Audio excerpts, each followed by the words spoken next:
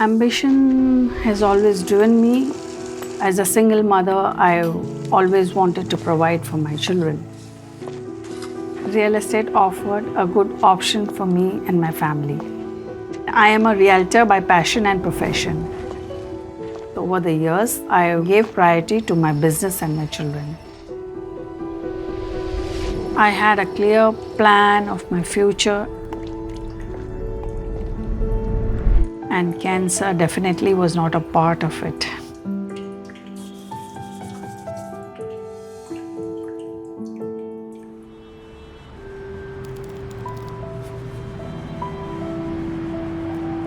In 2019, I was running a rat race. Even if I was not working, my mind was at work. I was not looking after myself.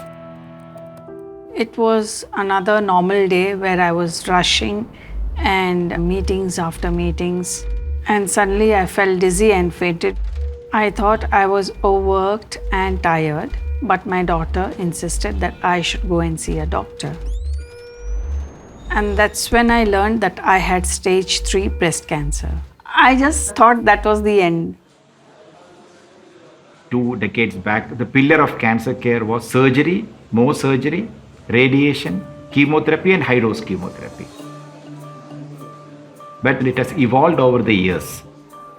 Now we are talking about more biological therapy.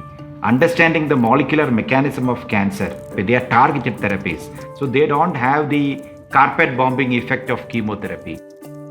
But biomedical research is expensive from bench to bedside. It may take a decade. And then when they come to the market, they may not be accessible to a large majority of people because of the prohibitive cost associated with it. The paradigm shift in any field happens when you know the underlying mechanism. Amongst the top 15 drugs that were sold last year, 10 of them were biologics. Biologics focuses on a specific receptor. It's like a lock and a key. So it goes and latches on to that lock, and you are able to unlock the challenge that you're dealing with.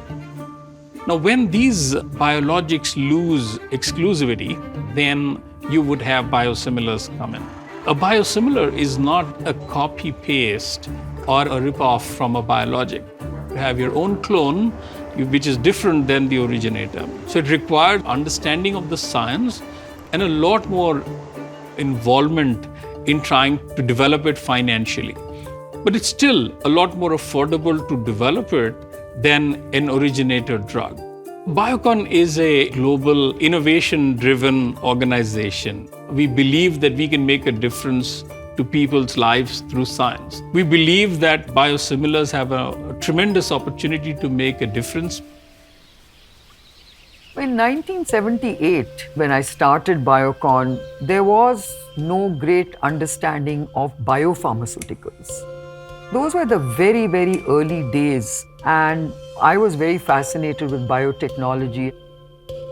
I started looking at the whole space of non-communicable diseases because I felt that was going to be a large, urgent need. And that's how I got into biopharmaceuticals, looking at cancer, looking at diabetes, looking at autoimmune diseases.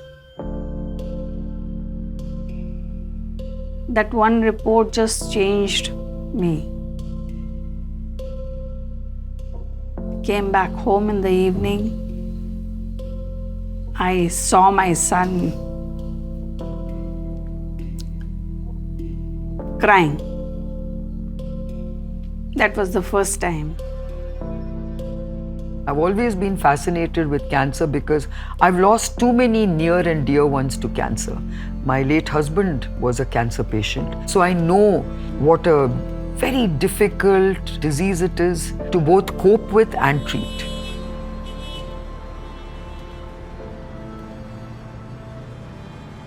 As a company, we've always been patient-centric.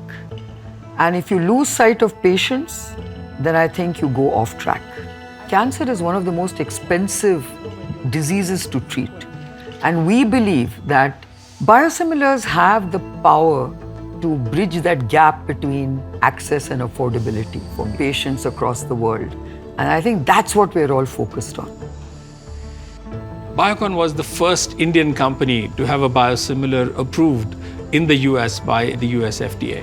It's a proud moment in seeing the company evolve to becoming one amongst the top 5 biosimilars companies in the world, with presence in over 120 countries.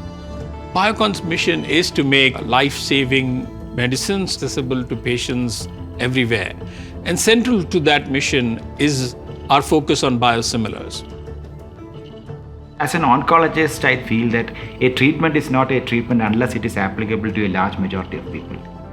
Biosimilars have the potential to increase access all over the world. I think the future is very optimistic in oncology because treatments have become much more available, accessible, and effective.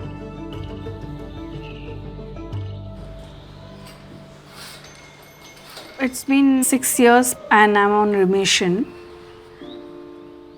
And thankfully the treatment worked on me and I gained strength and the willpower to come back.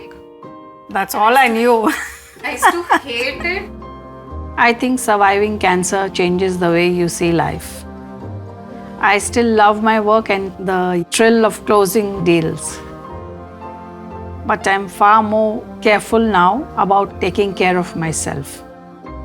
Being suddenly diagnosed with cancer was a very major shift, but diagnosis doesn't have to mean the end of life.